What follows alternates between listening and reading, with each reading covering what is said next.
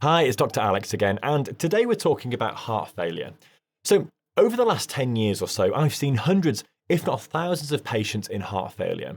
And what strikes me most is how many of them told me they'd been noticing subtle warning signs for months, sometimes years before they finally came to the hospital. The body doesn't hide these signals, it broadcasts them. But the problem is that we've been taught to ignore them. So in this video, I'm going to walk you through 5 warning signs that your heart may be struggling. A sign that doctors take seriously. And if you stick around until the end, I'll explain exactly how most heart disease can be prevented long before it ever becomes life-threatening. But before we get into the warning signs, we need to clear up what heart failure actually is, because the name itself causes a lot of confusion. Heart failure doesn't mean that your heart has stopped working or that you're about to die. This is really important. It means that your heart isn't pumping as efficiently as it should be. Think of it like this. Your heart is essentially a pump, and its job is to send oxygen-rich blood to every tissue in your body, including your brain, your muscles, your organs, constantly and reliably, without you ever having to think about it. When that pump starts to weaken or stiffen, it struggles to keep up with demand. That's heart failure. And it sits under the broader umbrella of heart disease, which includes things like coronary artery disease, where the arteries feeding your heart muscle get clogged, and then also high blood pressure, which forces your heart to work harder over time until it eventually wears down. What matters most is that these warning signs often show up years before someone gets a formal diagnosis, which means there's a window of opportunity to intervene. So first on our list is breathlessness that feels disproportionate to what you're actually doing. Now, all of us get a bit breathless if we sprint up a flight of stairs, but what I'm talking about here is very different. This is when activities that used to feel manageable, like walking up a gentle hill, carrying shopping bags, even getting dressed in the morning, start leaving you quite out of breath. The reason this happens comes down to basic mechanics. When your heart isn't pumping effectively, blood starts to back up in the vessels leading from your lungs to your heart. What that does is it causes fluid to leak into the lung tissue itself, which reduces the space available for oxygen exchange. Your lungs are literally becoming waterlogged. The medical term for this is pulmonary edema, but you don't need to remember that. What you do need to recognize is the pattern. Breathlessness that's gradually worsening, breathlessness that wakes you up at night, or breathlessness that forces you to sleep propped up on multiple pillows are all red flags. If you're experiencing shortness of breath at rest, or it comes on suddenly, that's not something to monitor at home. That's something to get checked urgently. Moving on to number 2, which is chest discomfort. Now, this is where we need to talk about what heart-related chest symptoms actually feel like, because most people imagine a Hollywood heart attack, someone clutching their chest, collapsing dramatically, but real life rarely looks like that. Heart-related chest discomfort is more commonly described as pressure, as a heaviness or a tightness. Some people say it feels like an elephant sitting on their chest. Others describe it as a squeezing sensation or just a dull ache. It can radiate into the jaw, into the left arm, into the neck, even into the back. What makes it particularly relevant to heart failure and underlying coronary artery disease is that it often appears with exertion or stress, when your heart is working harder and demanding more oxygen than your narrowed arteries can deliver. That mismatch between supply and demand is what triggers the discomfort. The thing is, not everyone gets chest pain. Some people, particularly women or older adults or people with diabetes, experience what we call atypical symptoms. Things like nausea, indigestion, or just feeling generally unwell. The key point here is that if you're experiencing persistent or severe chest symptoms, especially if they're new, then that's always an emergency. So don't wait. Don't rationalize it as indigestion, just please get it checked out. Now, let me be clear about something important at this point. Chest discomfort from coronary artery disease, what we call angina, isn't heart failure itself. It's a warning that your heart muscle isn't getting enough blood flow. But here's why it matters for heart failure. When parts of your heart muscle are repeatedly starved of oxygen, or when a heart attack damages the muscle permanently, that weakened tissue can't pump as effectively. Over time, this leads to heart failure. Think of it as a progression. Narrowed arteries lead to chest pain. Untreated chest pain can lead to heart attacks, and heart attacks damage the pump itself. That's why chest symptoms are such an important warning sign. They're literally telling you that there's a problem upstream that, if ignored, will eventually cause the heart to fail. The good news is that catching and treating coronary artery disease early can prevent that progression entirely. Number 3 is persistent fatigue and a noticeable drop in your exercise tolerance. And this one gets dismissed constantly because we live in a culture that normalizes being tired. But there's a difference between feeling tired after a busy week and feeling drained despite adequate rest. When your heart isn't pumping effectively, less oxygen is being delivered to your muscles and your organs. That means everything your body does requires more effort. You might notice that you're slowing down on walks that you used to do easily. You might need more recovery time after other activities that never used to bother you.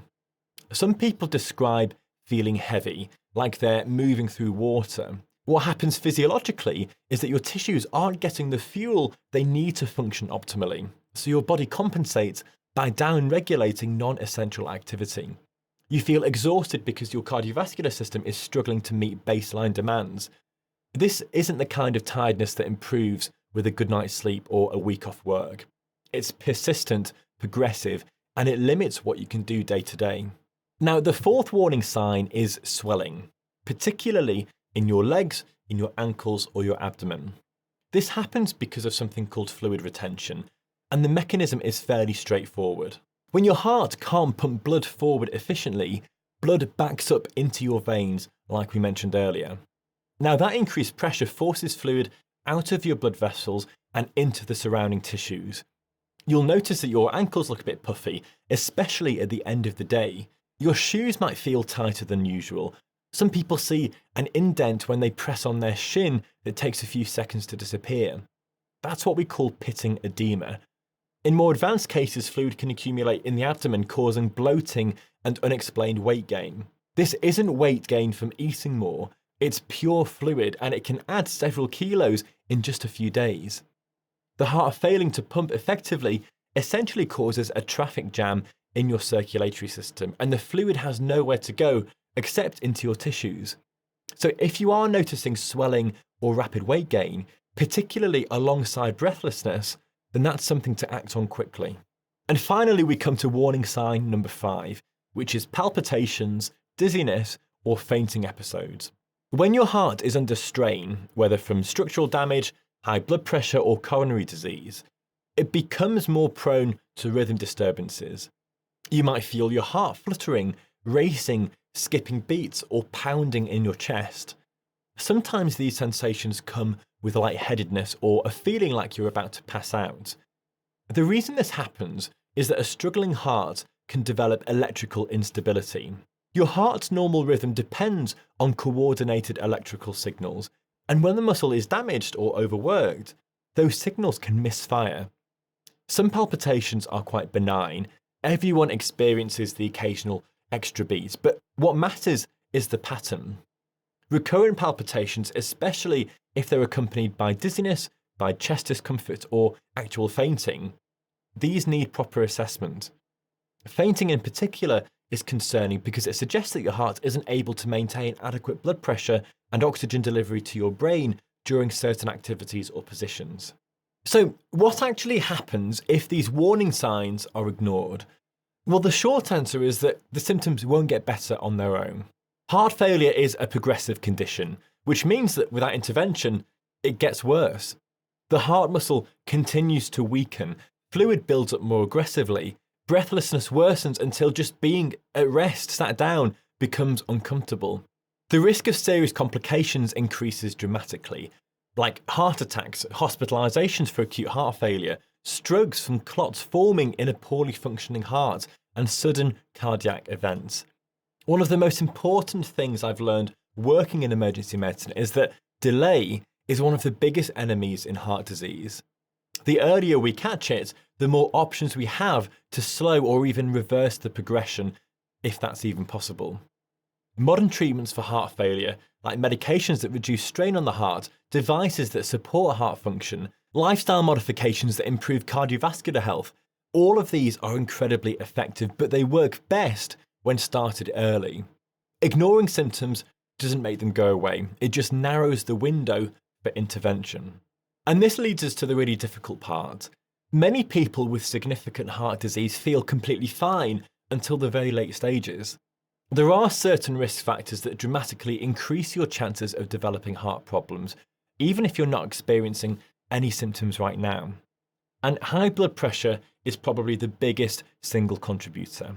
It forces your heart to work harder every single beat, eventually causing the muscle to thicken and stiffen.